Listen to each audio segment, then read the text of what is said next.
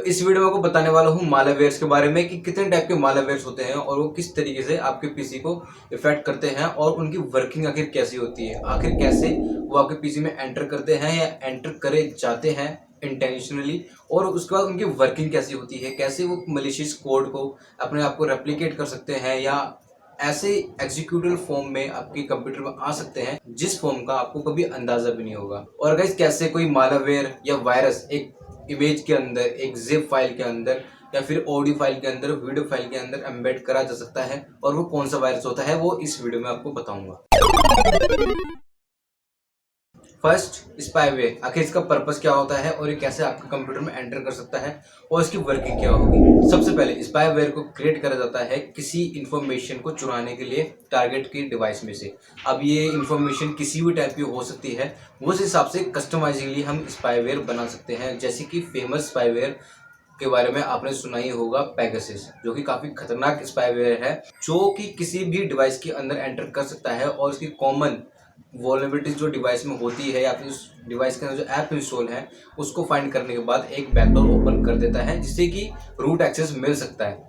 Spyware work कैसे करता है, जब भी वो डिवाइस के अंदर जाता है वो अपने आप को बाकी रनिंग प्रोसेस के अंदर माइग्रेट कर लेता है जिससे कि उसको ट्रैक करना या उसकी एक्टिविटी को लोकेट करना बहुत मुश्किल हो जाता है। अगर आप किसी प्रोग्राम की एक्टिविटी नहीं पता कर पाएंगे, आपके कंप्यूटर में रन हो रहा है, तो उसको ट्रैक करना और उसको फिर बंद करना बहुत मुश्किल हो जाता है। तो गाइस स्पाईवेयर का मेन पर्पस होता है किसी की जासूसी करना या फिर सीक्रेट इन्फॉर्मेशन निकालना टारगेट डिवाइस में से।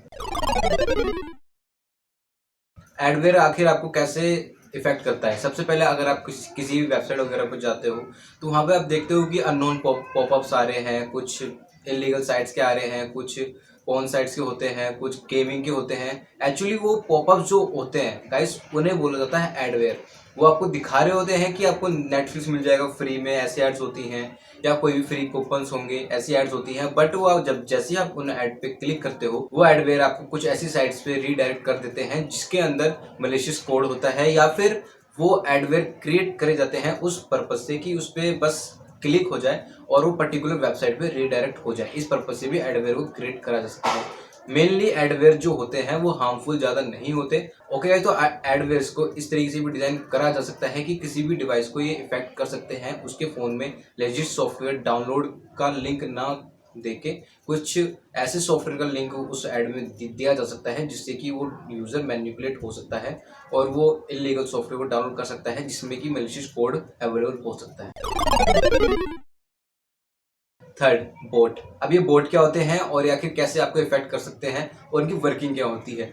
बोट एक्चुअली एक ऑटोमेटिक चलने वाला एक रोबोट टाइप होता है, सॉफ्टवेयर होता है जिसमें कि ये किसी भी वेबसाइट को खोल के उसमें यूजर नेम पासवर्ड डाल सकता है, लॉगिन कर सकता है, ऑटोमेटिकली आपके अकाउंट क्रिएट कर सकता है, ऑटोमेटिकली ऐसी काफ़ी सारी एक्टिविटी कर सकता है ऑनलाइन वेब ब्राउजर्स के ऊपर। बट ये ज़्यादा हार्मफुल नहीं होते। ये किसी भी टास्क को पर्टिकुलरली रिपीटेड वे में कर सकता है, तो जिससे कि कोई अगर न्यू वेबसाइट है तो उसका सर्वर भी डाउन कर सकता है अगर उस पर बार बार जाके लॉगिन करे, फेक अकाउंट क्रिएट कर सकता है जिससे कि जो उसके अंदर लेजिट यूज़र होंगे उस साइट के तो वो काफ़ी कम हो पाएंगे। जो ये बोट्स होते हैं उसके भी यूज़ में आते हैं कि फेक अकाउंट कैसे क्रिएट करें। और गाइस एक होता है बोटनेट। अभी बोटनेट क्या होता है, बोटनेट गाइस एक्चुअली एक डीडोस अगर अटैक होते हैं उसका एक पार्ट होता है जिसमें कि आपका कंप्यूटर इफेक्ट हो जाएगा मलिशियस कोड से, बट आपको पता नहीं लगेगा और वो रन भी नहीं होगा।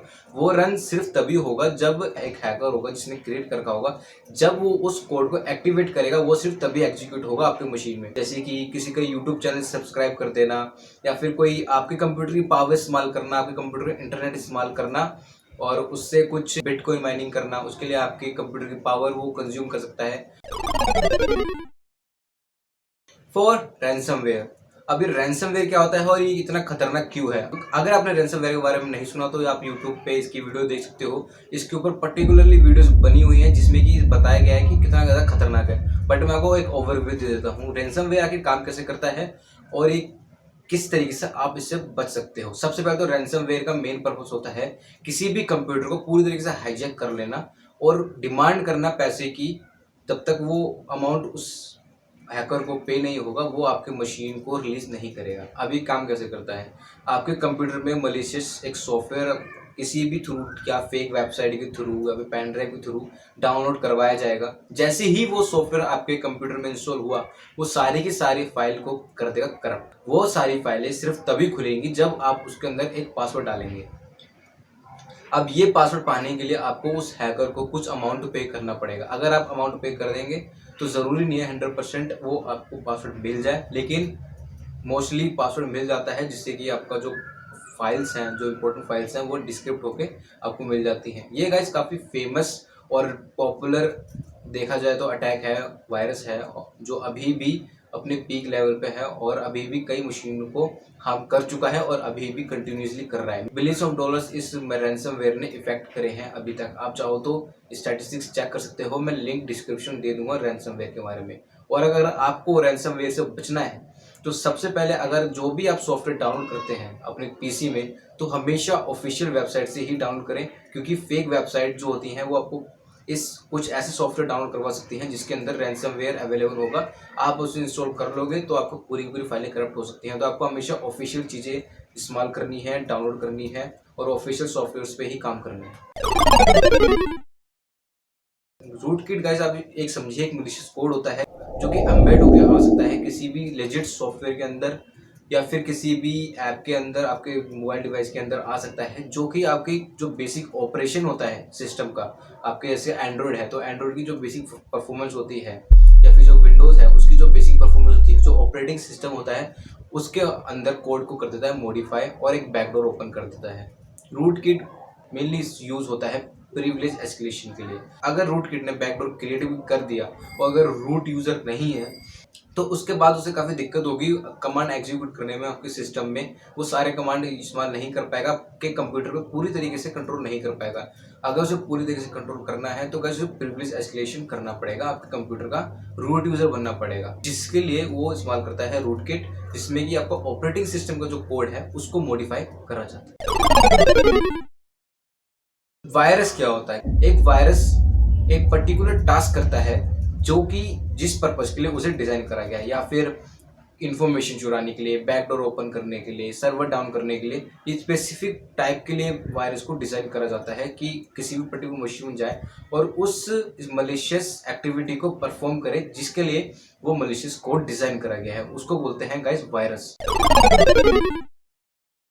ट्रोजन हॉर्स क्या होता है, आखिर वर्क कैसे करता है? ट्रोजन हॉर्स गाइस एक मलिशियस कोड जो कि किसी भी जो कि डिफरेंट फाइल्स में एम्बेड होने की कैपेबिलिटी रखता है। जैसे कि ऑडियो फाइल के अंदर कैपेबिलिटी रखता है एम्बेड होने की, इमेज के अंदर कैपेबिलिटी रखता है एम्बेड होने की, और वीडियो के अंदर कैपेबिलिटी रखता है एम्बेड होने की। गाइस मैं इस वीडियो के बाद में प्रैक्टिकल वीडियोस भी बनाऊंगा कि कैसे किसी मलिशियस कोड को इन डिफरेंट फाइल्स में एम्बेड करा जा सकता है, इमेज के अंदर, ये PDF के अंदर, और ये आपके एक्सेल फाइल के अंदर, ऑडियो फाइल के अंदर, वीडियो फाइल के अंदर आप किस तरीके से वायरस को डाल सकते हैं।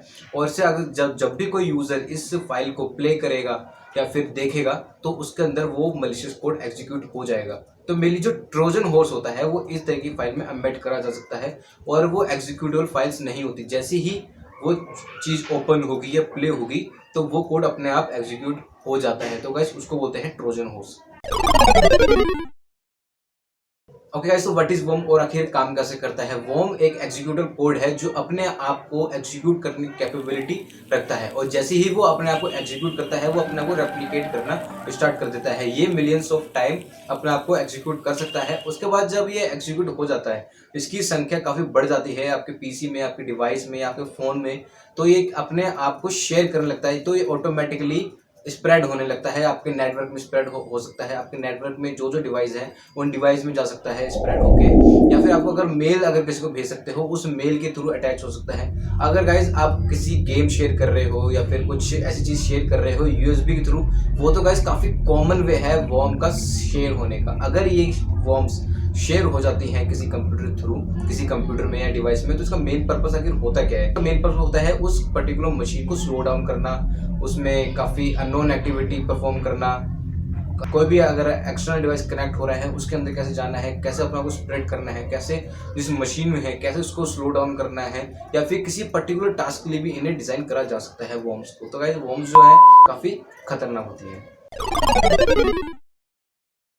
ओके गाइस, MITM आखिर वर्क कैसे करता है और ऐसे कैसे लॉन्च करा जाता है MITM अटैक को। सबसे पहले तो इसे लॉन्च कैसे करा जाता है, एक हैकर एक फेक एक्सेस पॉइंट बनाता है जिसके अंदर इंटरनेट अवेलेबल रहता है। अब उस एक्सेस पॉइंट पे आप कनेक्ट हो सकते हो या कोई भी नॉर्मल पीपल कनेक्ट हो सकते हैं बहुत इजीली। तो हैकर उस एक्सेस पॉइंट को इस जगह ऐसी जगह जाके स्टेबल रख देता है जहाँ पे काफ़ी पब्लिक आती जाती रहती हो और जिन्हें फ्री वाईफाई यूज़ करने का शौक हो, तो उन्हें लगेगा फ्री वाईफाई है, वो सिंपली उस वाईफाई पे कनेक्ट करेंगी। जैसे ही वो उस वाईफाई पे कनेक्ट होती है तो जो भी वो ब्राउज करेंगे उसका सारा ट्रैफिक हैकर्स के पीसी से होते हुए जाएगा।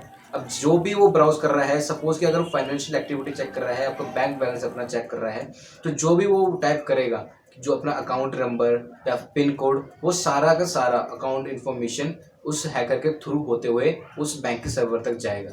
तो गाइज अगर आप man in the middle attack में हो तो गाइज जो भी आप इन्फॉर्मेशन सर्च कर रहे हो उस टाइम उस वाईफाई से, या फिर आप फाइनेंशियल अकाउंट चेक कर रहे हो, या फिर आप अपना बैंक अकाउंट की इन्फॉर्मेशन चेक कर रहे हो, तो गाइज आपका जो ऑलमोस्ट आपके क्रीडेंशियल्स हैं आपके अकाउंट के, वो कॉम्प्रोमाइज़ हो चुके हैं। अगर आपको इस अटैक से बचना है, MITM अटैक से बचना है, तो गाइस आपको VPN जैसी सर्विस इस्तेमाल करनी चाहिए जिससे कि आप इजीली पास कर सकते हो MITM अटैक को। क्योंकि जब आप VPN कनेक्ट करते हो तो आपका जो डाटा जो होता है उस सर्वर पे जाने से पहले इंस्क्रिप्टेड होता है। अभी इंस्क्रिप्टेड होगा तो वो हैकर होगा MITM मतलब जो मैन द मिडल में होगा, वो उस टेक्स्ट को पूरी तरीके से नहीं पढ़ पाएगा क्योंकि वो जिब्रिश में होगा, वो पूरी तरीके से 0-1 की फॉर्म में होगा, तो उसको नहीं समझ पाएगा।